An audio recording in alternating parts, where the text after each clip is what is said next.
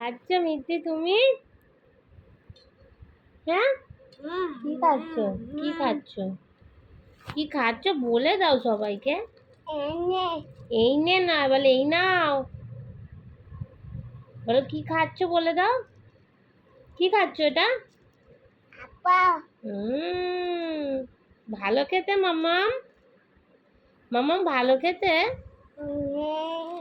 এই তো এতগুলো আছে, নেই বলছো? মিষ্টি খাচ্ছে আপা। এই তো দুটো স্লাইস ওকে আমি কেটে দিয়েছি আর বাকিটা সেদ্ধ করে দিচ্ছি। ও মানে পুরোটা কেটে দিলে হয়তো খেতে পারবে কি পারবে না। অ্যাকচুয়ালি ডাক্তার আমাকে এইভাবেই, যদিও অনেকগুলো মাস আগে বলেছিল যে ওকে কিছুটা কেটে দিতে আর কিছুটা সেদ্ধ করে খাওয়াতে।